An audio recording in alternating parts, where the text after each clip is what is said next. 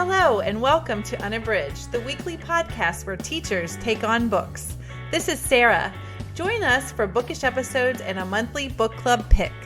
This is Ashley. Find us on Instagram, Facebook, and Twitter at UnabridgedPod, or go to our website, unabridgedpod.com, where the books we read are linked for purchase. This is Jen. Check out our Teachers Pay Teachers store, our Patreon page, and our newsletter. Please rate, review, and subscribe on Apple Podcasts to support us. You want opinions about books? We've got them. Hey, welcome to Unabridged. This is episode 183. Today we are doing our 2021 Reading Challenges mid-year check-in. Before we get started with our episode, we want to let you know that we have a great partner in Libro FM. We absolutely love this audiobook company whose goal is to support independent bookstores. So when you buy audiobooks from Libro FM, part of that purchase price goes to independent bookstores, and you can choose an independent bookstore to support. So if you have a local independent bookstore you love, this can be a great way to support them through your audiobook purchases. If you go to our website, unabridgedpod.com/partners, and use the code unabridged, there's a link there. You can get 2 free books the first month. And I will say we are all also part of their ALC, Advanced Listening Copy Program. And every month we get some great books. Oh my goodness, the ones for June were phenomenal picks. And those also support your independent bookstore that you have chosen on their website. So that's a great program to sign up for. You can find more information about that on Libro FM's site. All right, to get started today, we are going to do our bookish check-in. Sara, what are you reading? I am reading Kelly Yang's Parachutes, and it is actually my June Beyond the Bookends reading challenge pick for an Own Voices book. And we read Kelly Yang's Front Desk a year or so ago, which is a middle grade read that we all just adored. And so I saw this actually on Libro FM, and also Libro FM has an awesome sales page. So if you I always just Google Libro FM sales audiobooks, and this was listed there, and you can just purchase them. And this one was there, and I knew I loved Kelly Yang's Front Desk. So I thought, I hadn't heard about Parachutes, but I thought I would go ahead and give it a go. And this is actually a YA book, definitely YA. And it is about a girl named Claire who lives in China, and her parents decide to send her to private school in America to finish her high school career because she did poorly on one of the Chinese exams that are given to try to place students when they're going to university. So she scored poorly, and her parents were worried that she wouldn't get a good placement. And so they sent her to America to go to a private school. And they're very wealthy. And so one perspective is her, that's Claire. And then the other perspective is Danny. Danny is a student at this private school that Claire is going to be going to. She's a scholarship student. She and her mom work for a cleaning company that cleans the houses of the kids that go to that school. And basically what happens, the way that their lives intersect, is that Claire is placed at Danny's home as her like host family. So it's Danny and her mom, and then Claire. And Claire takes a room there because Danny's mom needs more money to be able to live. So there's all of this really rich discussion about classism.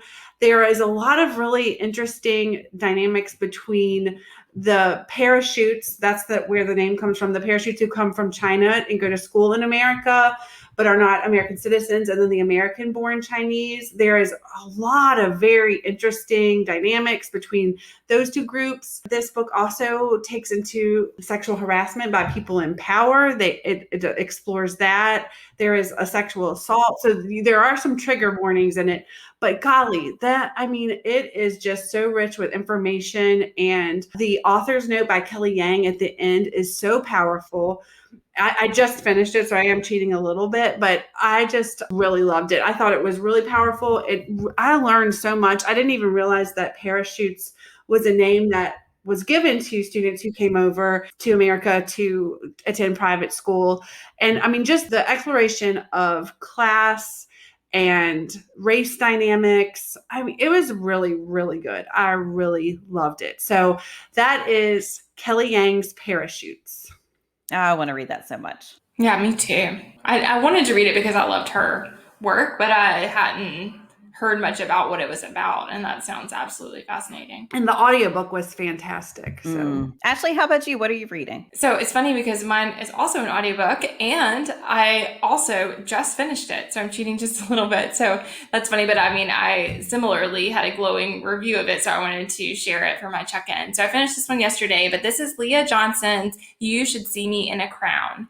And I had been wanting to read this one and then saw that it was available on audio, and it was a great listen. I would have loved it on print as well. But this is about Liz Leidy, and she is a remarkable young woman in high school, and she's in band. She's really focused on music. She's a great student.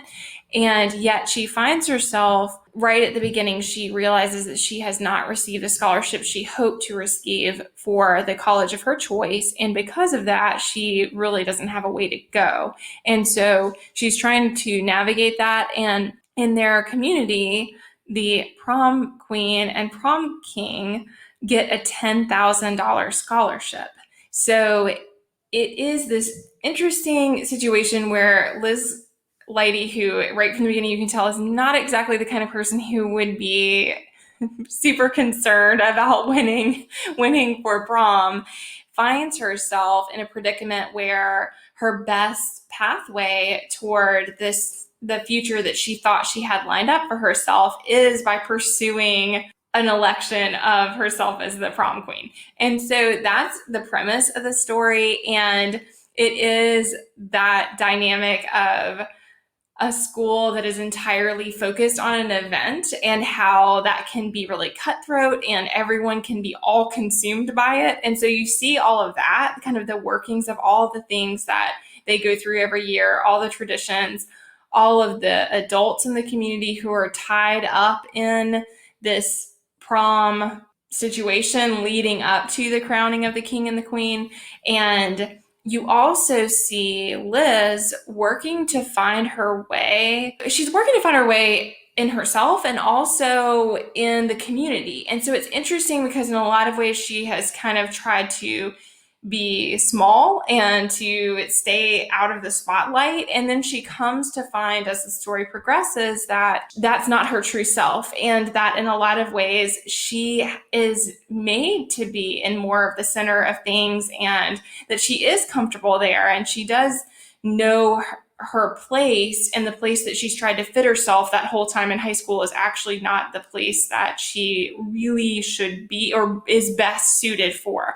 And so she's having some of those revelations. She definitely makes some missteps along the way, but all of them are missteps that are very understandable as we know her as a person. And she's trying to navigate all the parts of herself. And so in doing that, she wants to cover up some of the things that she thinks people will not be accepting of, but sometimes her attempts to keep those parts of herself private hurt the people she loves. So I think we just see a lot of the ways that it's hard to navigate yourself in a space that you think you are different from the space, that's hard, but also that in doing it, you're empowering not only yourself, but the people around you. And there's a lot of celebration of that.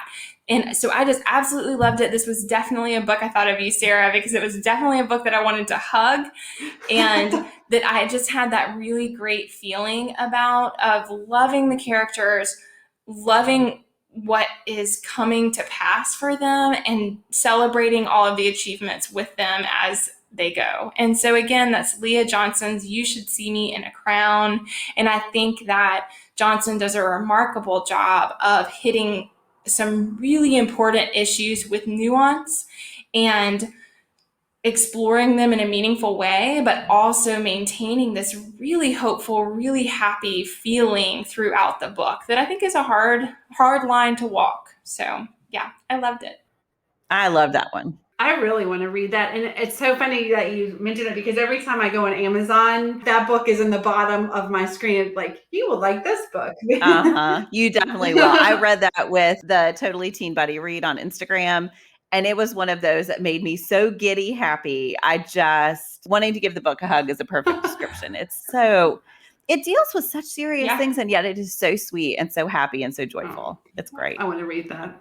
I'm trying to resist like Googling it right now. You will love it. And it was great on audio. So, Jen, what about you? What are you reading? So I am reading, ironically, thanks to Libro FM's ALC program, The Maidens by Alex Michaelides. And I was anxious to begin this because I absolutely loved The Silent Patient. I thought it was a thriller whose twist totally worked for me. And so I was anxious to see what the next installment from this amazing author would look like.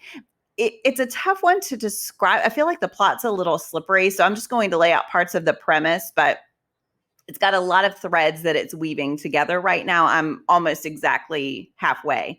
But the main character is Mariana, though it does alternate between some other perspectives that are unnamed at this point.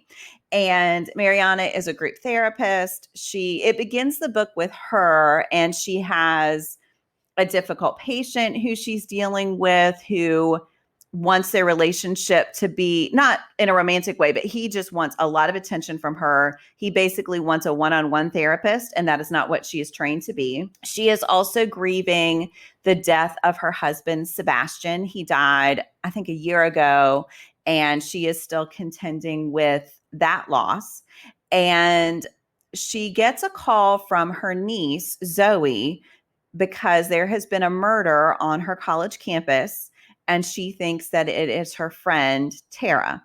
And indeed, it was. So Mariana travels to the college campus where she also attended college and where she met Sebastian. And so she has all of these memories there that are sort of intertwined through the book. But she goes to the college campus to comfort Zoe. And it turns out that the psychologist that the police have called in to help investigate the murder is someone that she went to school with. So she is able to get increased access to the case and to information about the case beyond what she would normally have. So Zoe really thinks that the person who killed her friend is this classics professor, Edward Fosca. And Zoe just thinks that his relationship with Tara was inappropriate and that he is the most likely suspect. And so Mariana starts kind of investigating him or trying to learn more about him. She and Zoe attend a lecture, and he's kind of like a rock star on campus. His lecture is packed out. People are sitting on the floor to listen. He has this group of girls. They call themselves the Maidens, and they are the ones that are invited to study with him more closely than his normal students.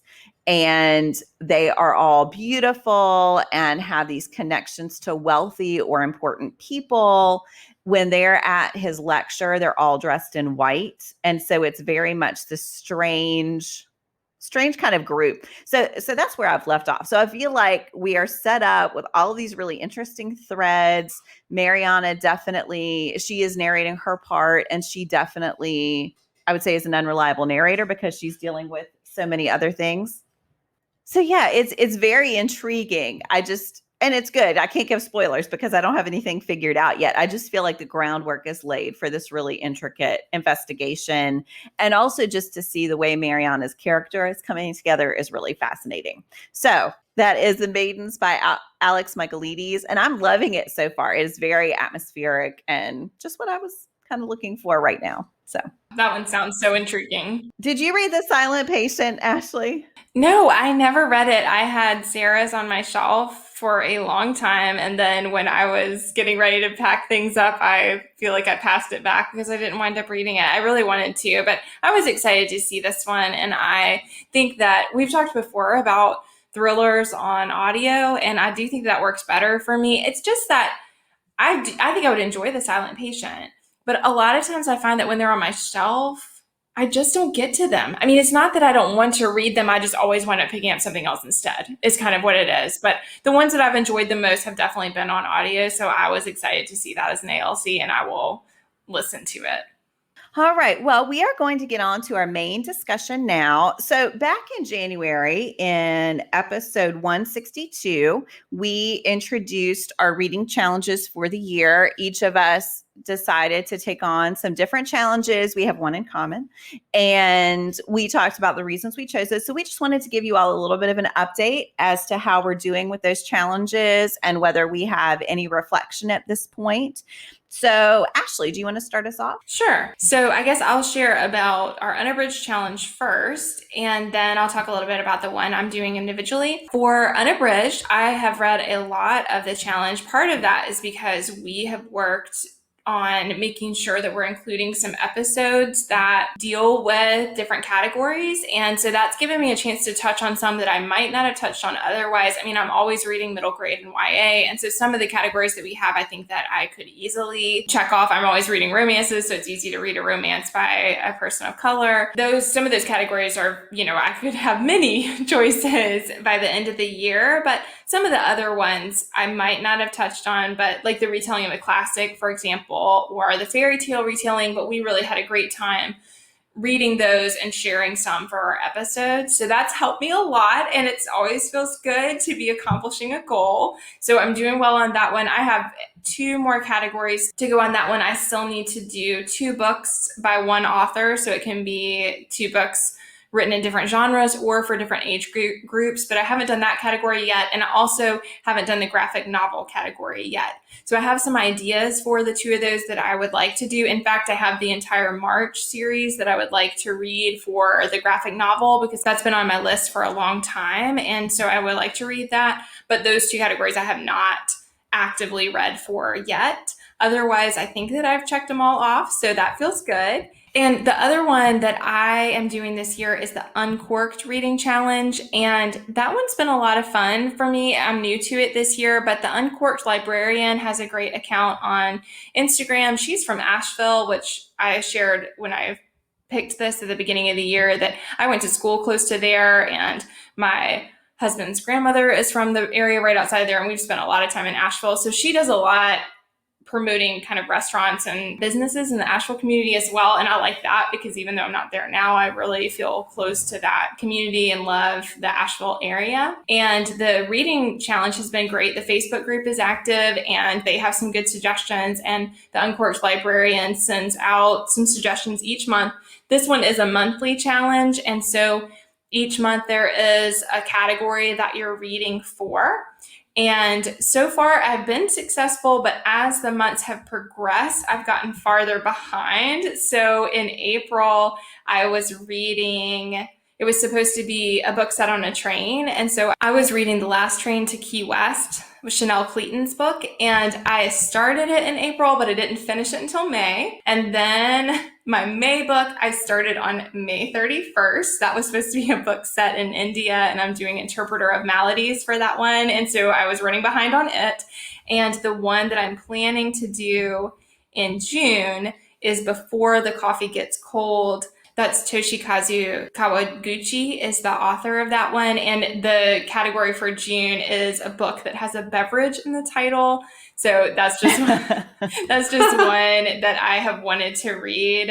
And it also has, of course, the coffee in the title. So I'm excited to read that, but I haven't read it yet for June. So again, I'm just kind of a little bit behind for the months. I need to get caught back up.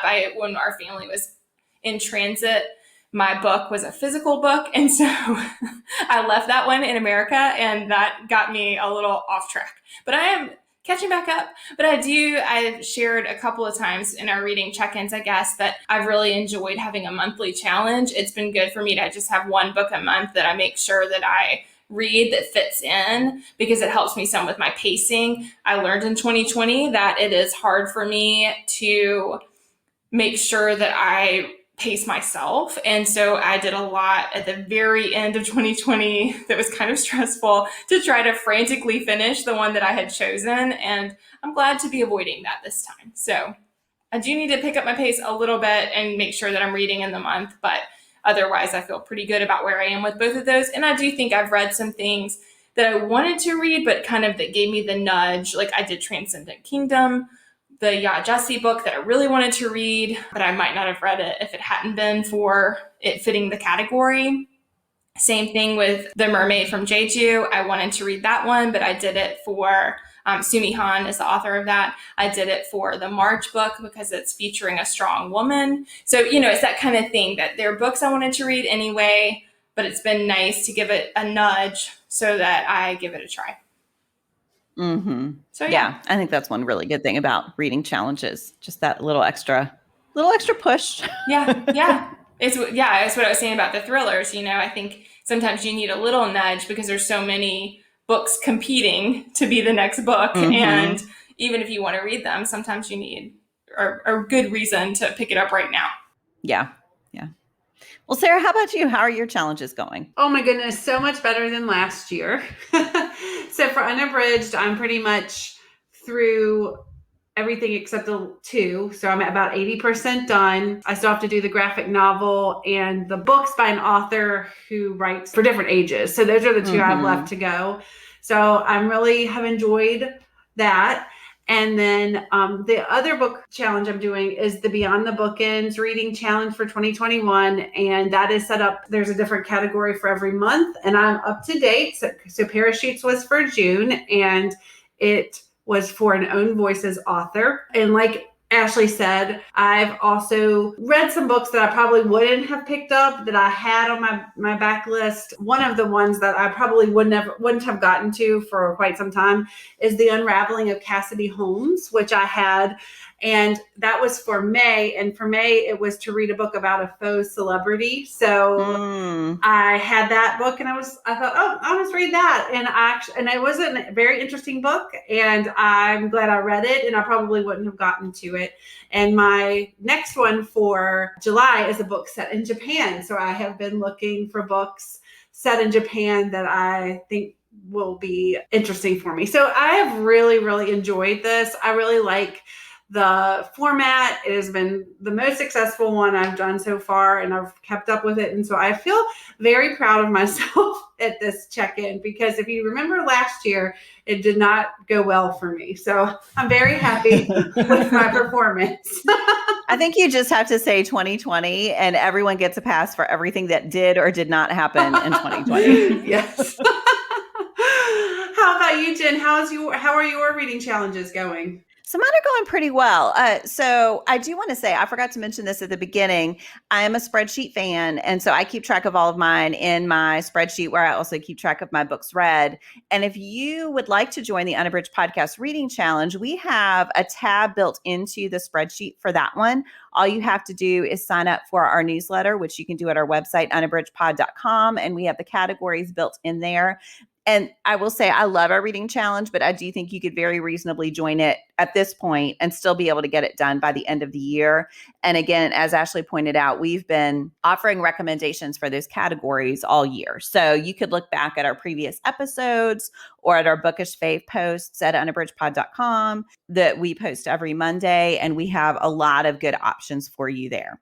So I'm also 80% done with that reading challenge. I also need to do the 2 books by an author written in different genres or for different age groups. I'm doing Sherry Thomas. So I read one of her YA fantasy books, and then I'm going to read one of her Sherlock Holmes retellings. I love that series so much. So I already know what I'm reading for that.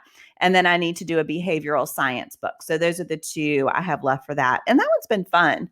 I will say, reflecting on that, I've realized how many retellings I read, because I have read multiple books for those categories. And I had that epiphany that, oh yeah, I need to read these other categories too. So the other challenges I'm doing are the Tournament of Books, which happens every March. And I read all 17 of those 17 picks, but until the end of March, those were my primary books that I was reading, other than things for the podcast and other buddy reads I was doing. So that one's pretty intense. I'm now working, I didn't say this in my original challenge, but I decided to go for it. Every summer they have a camp TOB, and they pick 6 books for the summer, and the one that wins makes it onto the bracket for the next year. So the winner from this summer will be on the March 2022 bracket. And they're books that I wanted to read anyway. So I just decided to try to read through those. So I'm 1 of 6 down for that one.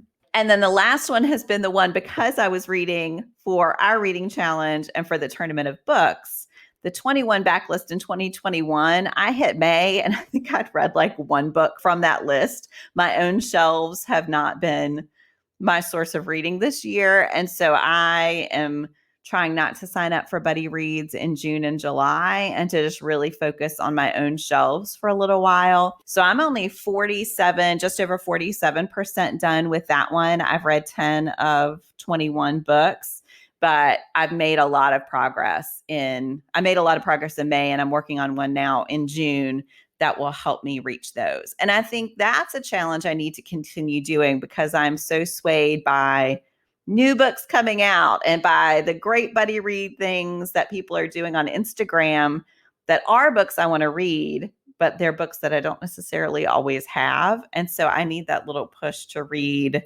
the books that I actually own. That's always a problem for me. So yeah, so I think they're going pretty well, but I definitely have to be intentional about some of these. They aren't things that just happen as part of my normal reading, which is the reason we do challenges. So yeah, I think it's been a good year so far. Well, we invite you all to participate in the Unabridged Podcast Reading Challenge. So again, if you want more information beyond what we've provided, we have a page for that set up on our website. So unabridgedpod.com/reading challenge 2021, and you can find out more. All right, to finish out our episode, we are going to do our Give Me One segment. And today's topic is technology you can't live without. So Sara, what's one piece of technology you can't live without? So I decided not to go with of course my phone, but I feel like that's like a no-brainer for everyone. So I'm going to go with my smart scale. I got a Renfo smart scale, and basically what it is an app.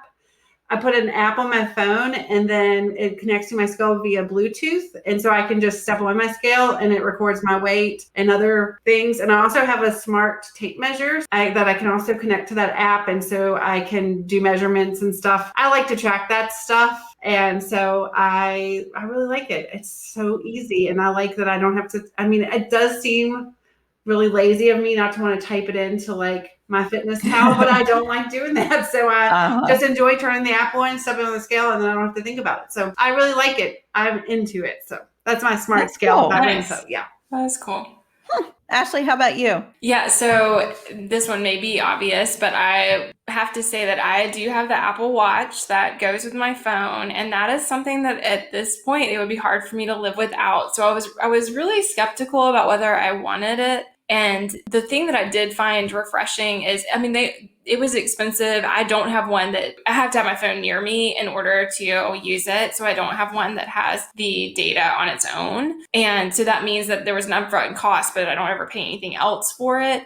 And that's just worked really well for me. I think the thing that I like the most is that I can not feel tied to my phone, especially when I'm in situations where I'm not with my family. I want to make sure that I know what's going on, but I don't want to leave my phone on. I don't want to have to leave the sound on. The watch is just really great for that. And so I really like it for that. But I also just find that there are some other components of it that are smooth and seamless that have enhanced my quality of life. So it is something that I really love. And my one tip is that if you get one, I did get Apple Care, thank goodness, because very quickly after I got it, my young child dropped it on the ground and it shattered the screen. So I now always have this like $15 popover case on it, and I do not wear it without it. So that was something I should have done in the beginning because I do have small children, and it is a little clunkier looking, but well worth it because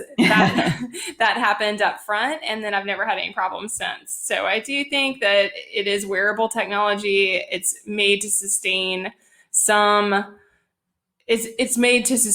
hits, but I had it at the gym and it fell on the tile. And so it's not made to take that kind of hit. And so I feel like I learned something from that, but I do really love having the watch. And so, yeah, that's been, I think in general, wearable technology that has the GPS and stuff like that has been really great in the recent years. There's been a lot of improvement in that arena. So what about you, Jen? What's yours?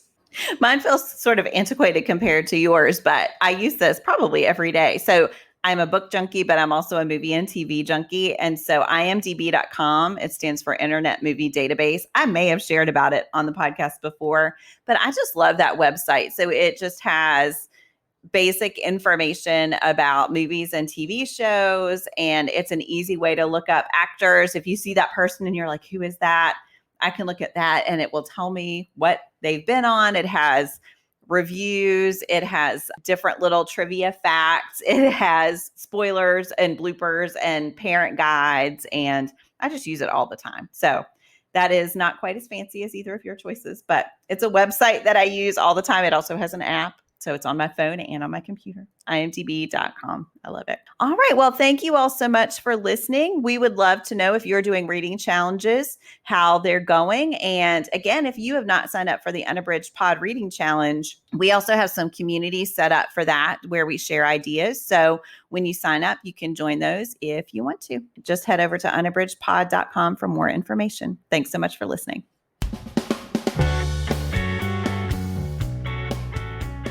Do you have comments or opinions about what you heard today? We'd love to hear them. You can find us on Instagram, Facebook, and Twitter at Unabridged Pod or on the web at unabridgedpod.com for a list of ways to support us. We'd like to thank Jared Featherstone, who composed our theme music, Strings of Light, and Katie Amy of Amy Photography, our podcast photographer. Thanks for listening to Unabridged.